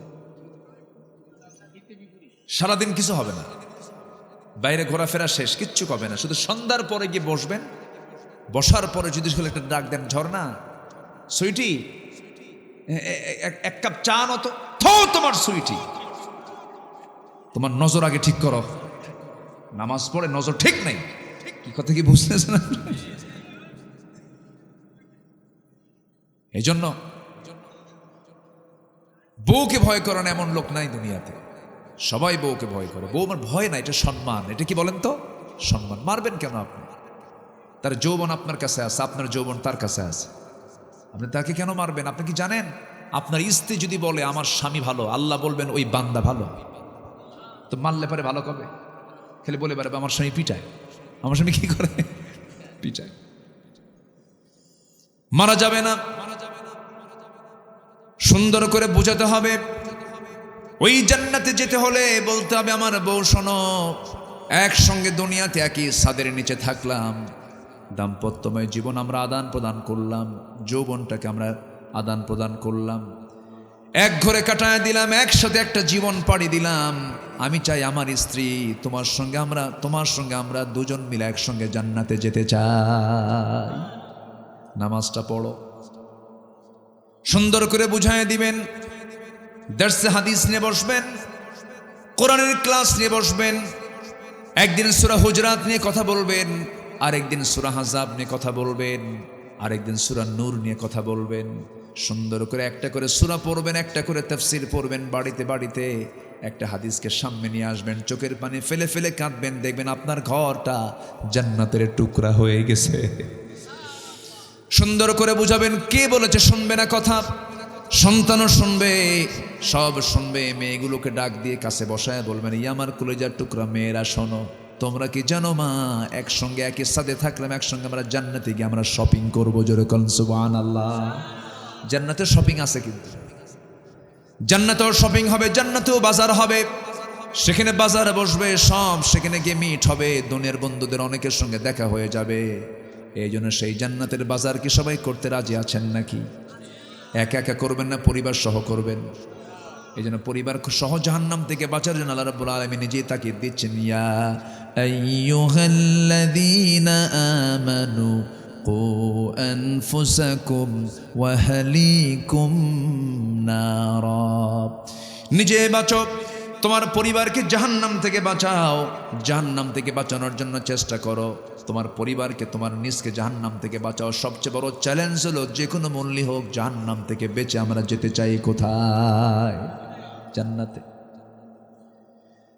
কিন্তু রাস্তা যদি ভুল হয়ে যায় তাহলে তো জান্নাত পাবো না। রাস্তার লাইনটা ঠিক করতে হবে। সেই রাস্তার লাইনটা হলো কি? প্রত্যেক নামাজে, প্রত্যেক ওয়াক্তে, প্রত্যেক রাকাতে আমরা এই দোয়াটাই করি। সবাই সেই লাইনের জন্য আল্লাহর কাছে চাই। সবাই বলুন, ইহদিনাস সিরাতাল মুস্তাকিম।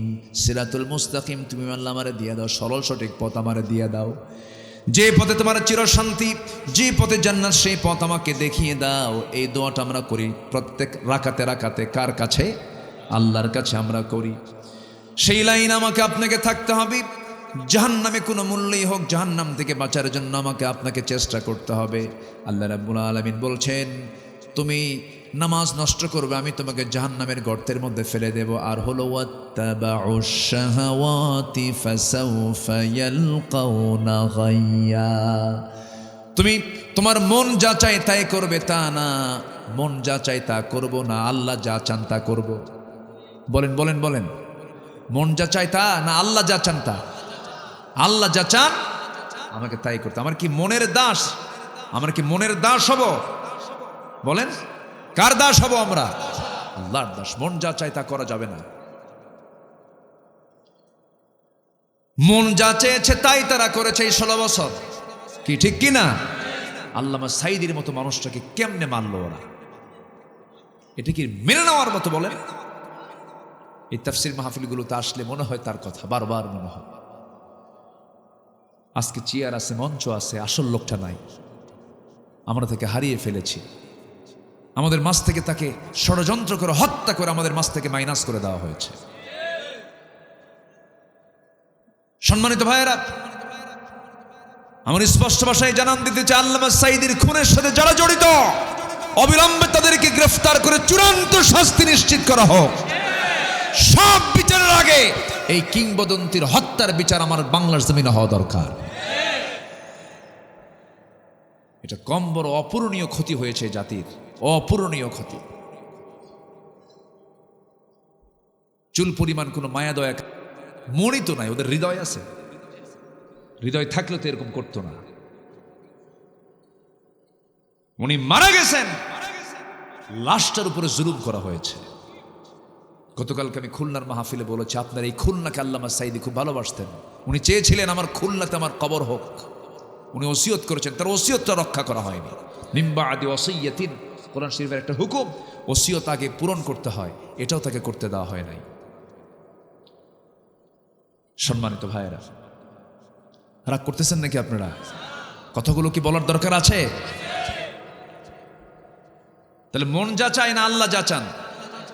নামাজ কয় ওয়াক্ত পড়বো আমরা? নিজে না পরিবারকে? সবাইকে নিয়ে। শুধু একা বাঁচবো আমরা? পরিবারকে সহ বাঁচাবো। জোরে বলি ইনশাআল্লাহ। অনেক মা বোন মাহফিলে আসছেন। মা বোনদের একটু উদ্দেশ্য করে বলতে চাই, মা, আপনি তো জান্নাতে যে বসে আছেন, আপনি ইজিলি জান্নাতে গিয়ে বসে থাকবেন, কোনো টেনশন নাই। কিন্তু মেয়েদের জান্নাতের সংখ্যা বেশি না জাহান্নামের সংখ্যা বেশি? জাহান্নামে তারা বেশি যাবে। কেন জানেন? মেয়েদের একটাই প্রবলেম, তাদের রূপ লাবণ্য সীমাবদ্ধ রাখতে চায় না, তারা এগুলো দেখাতে খুব পছন্দ করে। এই প্রবলেমটা পৃথিবী জুড়ে কম না বেশি বলেন তো? পৃথিবীর নারীকুল আজকে ঢেকে আছে না উলঙ্গ হয়ে আছে? উলঙ্গ দুনিয়া, এখন উলঙ্গ দুনিয়া। ইউরোপ আমেরিকার সংস্কৃতি হচ্ছে ওরা চামড়া দেখায়, আর মুসলিম সংস্কৃতি হলো চামড়া ঢেকে রাখে। সবার বাড়িতে মা বোন আছে, মেহেরবানি করে তাদেরকে বলবেন, পর্দার বিষয়ে যদি তারা কমপ্লিট রাখতে পারে তাদের জান্নাত কমপ্লিট। জোরে বলে সুবহানাল্লাহ। পর্দা মাইনাস, জান্নাত মাইনাস। এই জন্য পর্দার বিষয়টা আমার মা বোন বিশেষ করে বিষয়টা আপনি খেয়াল করবেন। সবার আগে 1 নাম্বার পর্দা। পর্দা আছে, নামাজ হবে। পর্দা আছে রোজা হবে, পর্দা আছে সব ইবাদত কবুল হবে, পর্দা নাই একটাও হবে না। কি ঠিক কিনা বলেন? একটাও হবে না। এটা বাস্তব প্রয়োজন। পর্দা একটা জরুরি জিনিস। আমার মায়েরা, পর্দা যদি আপনি কন্টিনিউ করতে পারেন, চিন্তা করে দেখুন ফাতিমা রাদিয়াল্লাহু তাআলা আনহার মতো নারী দুনিয়া থেকে বিদায় নেবেন। আমার নবীর ইন্তেকালের মাত্র 6 মাস পরে তিনি দুনিয়া থেকে বিদায় নেন। এত কম বয়সে বিদায় হওয়ার কারণ হলো শিবে আবু তালিবে। ফাতিমা রাদিয়াল্লাহু তাআলা আনহা ছোট মানুষ ছিলেন, না খেয়ে খেয়ে পেটের নাড়িভুড়িগুলো শুকে গেছে, কষ্ট করে করে খাবার পান নাই। শিবে আবু তালেবে 3.5 বছর বয়স করেছিলেন তিনি, রাসূল সহ সাহাবে কেরাম সহ খাবার না পায় বাবলা গাছের কাঁটাযুক্ত ছাল কামড়ায় কামড়ায় খেতে নিয়েছেন। সেই কাঁটাগুলো ঠোঁটের মধ্যে ঢুকে ঠোঁট থেকে রক্ত বের হওয়া শুরু হয়ে গেছে। মাঝে মাঝে বৃষ্টি হতো, পাথরের উপরে কিছু দুর্বা ঘাস জন্মাতো, সেই ঘাসগুলো চাবায়া চাবায়া সাহাবে কেরাম ক্ষুধা নিবারণ করেছেন। ওই সমস্ত সময়ে ফাতিমা রাদিয়াল্লাহু আনহা ছোট মানুষ ছিলেন, না খায় থেকে থেকে অসুস্থ হয়ে পড়েছেন। জীবনের প্রদীপ তার নিভে গেছে অল্প বয়সেই। আমার নবীর ইন্তেকালের মাত্র 6 মাস পরে তিনি দুনিয়া থেকে বিদায় নেবেন। স্বামীকে ডাক দিচ্ছেন, স্বামী আমার শোনেন, আমার মনে হয় সময় বেশি নাই। আমার আব্বাজান বিদায় হওয়ার আগে আমাকে বলেছেন, ফাতিমা চিন্তা করো না, আমার মৃত্যুর পরে তোমার মৃত্যু হবে, তোমার সঙ্গে আমার প্রথম দেখা হবে কবরে। আমি মনে হয় মারা যাব। স্বামী গো, যদি কোনো দোষ করে থাকে আমাকে মাফ করে দিয়েন। আপনি কি জানেন মা, আপনার স্বামী যদি বলে আমার বউটা ভালো, আল্লাহ বলবেন ওই বান্দিটা আমার ভালো। আপনি যদি বলেন আমার স্বামীটা ভালো, আল্লাহ বলবেন ওই বান্দাটা ভালো। তাহলে এই সম্পর্ক হওয়া দরকার জান্নাতের সম্পর্ক, ঠিক কিনা বলেন? জান্নাতের সম্পর্ক। আমার ভাইয়েরা, আমার মায়েরা, একটু কান লাগায় শোনেন, পর্দার গুরুত্বটা একটু বুঝে নেন। ফাতিমা যখন দুনিয়া থেকে বিদায় নেবেন, স্বামীকে ডাক দিয়ে বলছেন, স্বামী আমার বুঝে বিদায় লগন চলে আসছে, আমি মনে হয় মারা যাব। কিন্তু আমি যদি দিনের বেলা মারা যাই কাউকে বলবেন না, আস্তে করে ঘরে আপনি আমাকে শোয়া রাখবেন। রাতের বেলা যদি মারা যাই কাউকে বলবেন না, 2-1 প্রতিবেশীকে ডাক দিবেন, আমার লাশটা গোসল করে আপনি দিবেন। ঘর থেকে বের করে নিয়ে কয়েকজনকে নিয়ে আপনি জানাজা অন্ধকারী করে দিবেন, যেন আমার লাশের চেহারা যেন কেউ না দেখে। আমাকে দেখতে না পারলেও উপর থেকে কতটুকুন লম্বা, কতটুকুন চিকন, কতটুকুন মোটা অনুমান করবে, আমার পর্দার খেলাফ হয়ে যাবে। রাতের বেলা কয়েকজনকে না জানাজা দিয়ে দিবেন, আমাকে কবরস্থ করবেন। আবু যর গেফারি রাতের বেলা স্বপ্নে দেখেন রাসূল তাকে বলছেন, আবু যর, আমার কলিজার টুকরা ফাতিমা নাই, আমার ফাতিমা দুনিয়া থেকে বিদায় নিয়েছে। ও আবু যর, যাও কবরটা খনন করো, তাকে দাফন করে দাও। আবু যর গেফারির ঘুমটা ভেঙে গেল।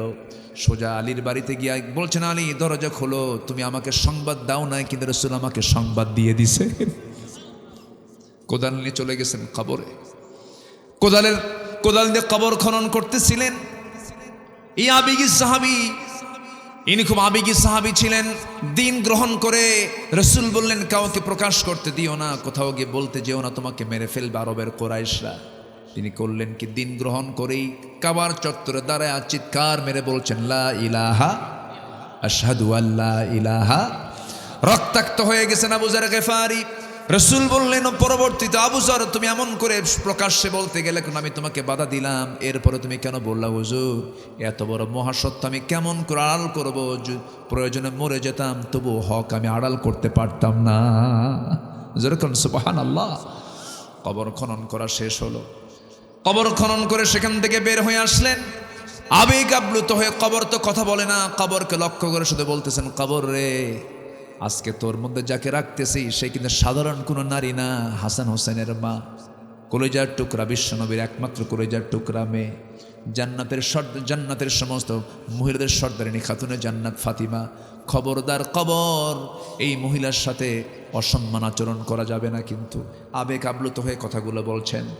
ভেতর থেকে তার কানে আওয়াজ আসলো, এগুলো কোনো কিছু আমি জানবো না, চিনবো না, বুঝবো না। আমল যদি ভালো হয়, ভালো কথা, আমল যদি খারাপ হয়, কবর তার আসল আচরণটা দেখায় দেবে। এক প্রান্তের মাটি অপর প্রান্তে যাবে, অপর প্রান্তের মাটি অপর প্রান্তে গিয়ে সব একাকার হয়ে যাবে। এই জন্য আমার বন্ধুগণ, সেই কবরের সবাইকে আমাকে আপনাকে যেতে হবে। আমার মা, আপনি আপনার জীবনটাকে সুন্দর করে সাজানোর আগে 1 নাম্বার হলো আপনার চামড়াটা কারো কাছে দেখাবেন না, আপনার সৌন্দর্য কাউকে দেখাবেন না স্বামী ছাড়া। পর্দা কমপ্লিট করবেন, আপনার জন্য জান্নাত কমপ্লিট হয়ে যাবে। জোরে বলে সুবহানাল্লাহ। আমার বন্ধুগণ, ওয়াত্তাবাউশ শাহাওয়াত, মন যা চায় তা করা যাবে না। যদি করে ফেলেন ফাসাউফা ইয়ালকাউনা গাইয়্যা, তাকে জাহান্নামের গর্তের মধ্যে ফেলে দিবেন। তিনি আমার কে বলেন? আল্লাহ রাব্বুল আলামিন। আমার ভাইয়েরা, এছাড়াও আরও 6 শ্রেণীকে 7 শ্রেণীকে মহান রাব্বুল আলামিন জাহান্নামের গর্তের মধ্যে ফেলে দিবেন। নাম্বার 1 হলো, ওই দুটো তো চলেই গেল, যারা নফসের দাসত্ব করবে, যারা নামাজ নষ্ট করবে। এখন আসেন যারা জেনা করবে, জেনা করে করে বুড়া হয়ে গেছে, জেনা ছাড়ে না, বুড়া জেনা কার আছে না নাই? আর শাইখুজ জানি, তাদেরকে আল্লাহ রাব্বুল আলামিন জাহান্নামের গর্তের মধ্যে ফেলবেন। যে মদ্যপান করতে করতে বুড়া হয়ে গেছে, চোখ বের হয়ে আসে, তবুও মদ খাওয়া ছাড়ে না, তাকে আল্লাহ রাব্বুল আলামিন গর্তের মধ্যে ফেলবেন। নাম্বার 3 হলো সুদখোর, যে সুদ খেতে খেতে পাকা হয়ে গেছে, সুদ খাওয়া ছাড়ে না। এই সুদের কারবার বুঝি কালীগঞ্জ উপজেলায় নাই? তাহলে ওয়াজ করার দরকার নাই? হ্যাঁ, দরকার কি? বলবো? আপনি না বললেও তো বলবো। জি, সুদের কাছে যাওয়া যাবে না। সুদ খেলে ওই গর্তের মধ্যে ঢুকাবেন। তিনি কে? নাম্বার 4 হলো, যে সন্তান তার পিতামাতার অবাধ্য, বাপ মাকে ভাত দেয় না, এমন সন্তান বুঝি কালীগঞ্জে নাই? বাপ মাকে দেখে না, বাপ মার সম্মান করে না, এমন সন্তান কিন্তু বহু আছে, শুধু কালীগঞ্জ না, গোটা দেশেই আছে। এর মূল কারণ হলো সুশিক্ষার বড় অভাব। একটা জাতি শিক্ষিত হয়েছে, ডাক্তার হয়েছে, ইঞ্জিনিয়ার হয়েছে, কিন্তু বাপ মার সেবার জ্ঞান অর্জন করে নাই। এই গাজীপুর একটা নোংরা জায়গা, আমি এটাকে নোংরাই বলবো। শুধুমাত্র আমাদের ব্যর্থতার কারণে এটা তৈরি হয়েছে, বৃদ্ধাশ্রম তৈরি হয়েছে। ঠিক আছে না? এটা কি মুসলিম কালচার? এটা আমেরিকা হতে পারে, কারণ সে দেশে বাপের পরিচয় নাই, বুড়া মানুষ থাকবে কই? ইউরোপ হতে পারে, তার বাবার পরিচয় নাই, কারণ পৃথিবীর ম্যাক্সিমাম সন্তান হলো জারজ। ম্যাক্সিমাম সন্তান কি? জারজ। জরিপ আসছে তাই, ম্যাক্সিমাম সন্তানগুলো জারজ। হতে পারে ইউরোপ আমেরিকা এরকম ধরনের কিছু, কিন্তু আমার দেশে পিতার পরিচয় আছে না নাই? পিতা তোমার, তুমি বুড়ো বয়সে তুমি কেন বৃদ্ধাশ্রমে রেখে আসবা? তুমি বাপ মার কুপুত্র, কুসন্তান তুমি।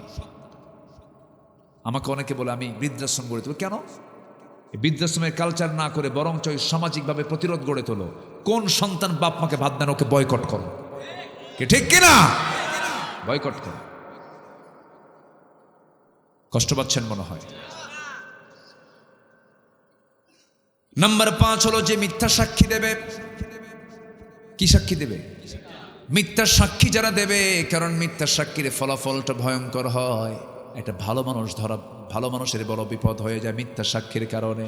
আল্লাহ বলছেন, মিথ্যা সাক্ষীকে আমি আল্লাহ রাব্বুল আলামিন জাহান্নাম শুধু নয়, তাকে গর্তের মধ্যে ঢুকায়া ছাড়বো। বড় বড় গুনাহ এগুলো। সর্বশেষ হলো, যে নারী অপরের সন্তানকে স্বামীর সন্তান বলে চালায়া দেয়। আমার দেশেও কিন্তু বহু জারজ সন্তান আছে, স্বামী একজন আর সন্তান আরেকজনের আছে, কিন্তু আছে না নাই? যদিও ডিএনএ টেস্টের যুগ এখন, কিন্তু টেস্ট করবে কে? টেস্ট করতে গিয়ে ধরা খাবে। স্বামীও বিপদে পড়বে, বউ বিপদে পড়বে, থাক যা আছে থাক। কি ঠিক আছে না? চেয়ারম্যান তো, উনি বোঝে সব কিছু।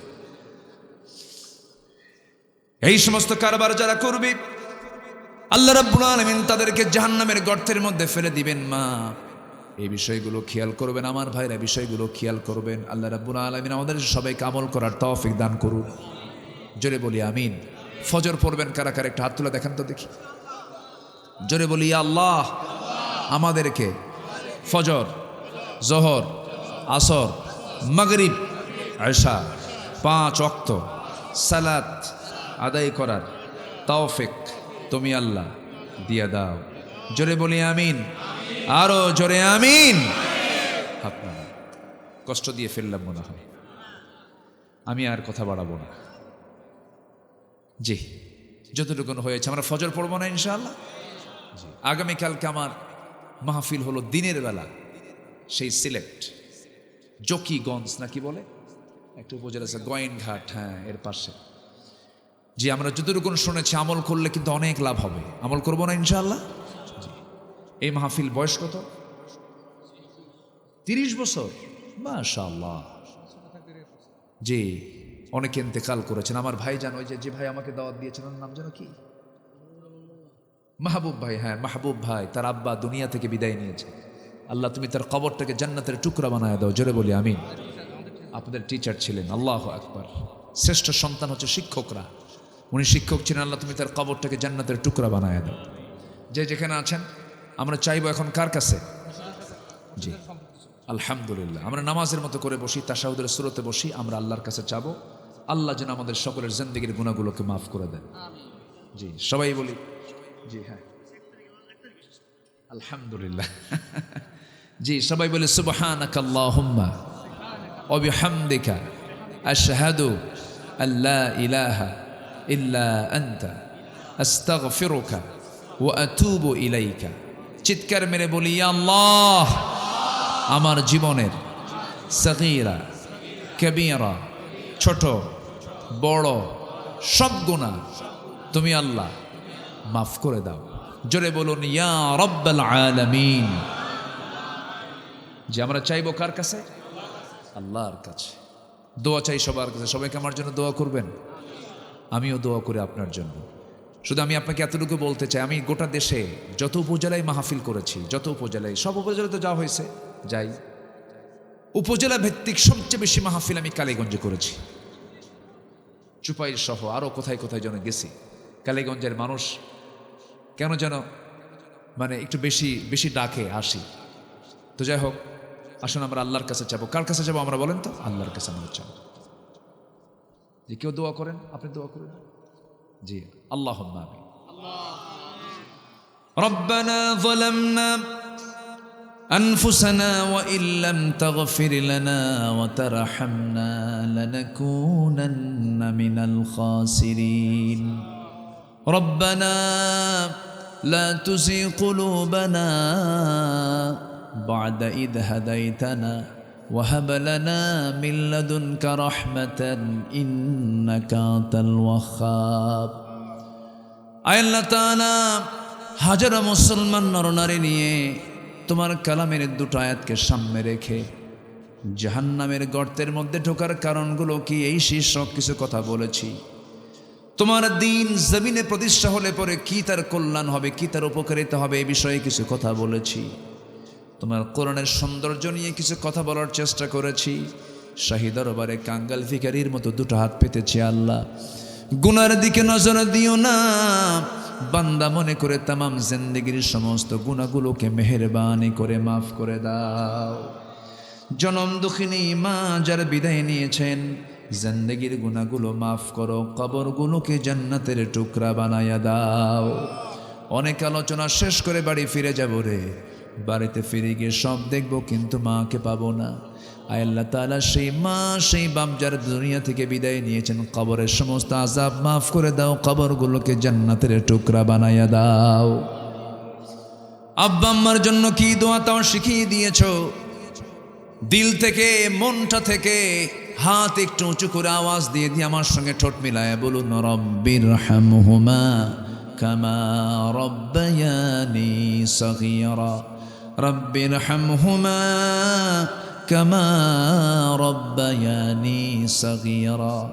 রব্বিরহামহুমা কামা রব্বায়ানি সগীরা। আল্লাহ তাআলা বিশেষ করে এই মাহফিলের আয়োজন যারা করলেন, শোনার জন্য দূর দূরান্ত থেকে যারা আসলেন, বিনিময়ে কিয়ামতের কঠিন ময়দান যেদিন কেউ কাউকে চিনবে না, এমনকি মা সন্তানকে পর্যন্ত স্বীকার করে বসবে, সেই কঠিন মুসিবতের দিনে মাহফিল সবার জন্য নাজাতের মাধ্যম তুমি আল্লাহ বানায়া দিও। তোমার বান্দাগুলোকে নিয়ে এমন সময় হাত তুলেছি যে সময় মুসলমানদের পায়ের তলায় মাটি নাই,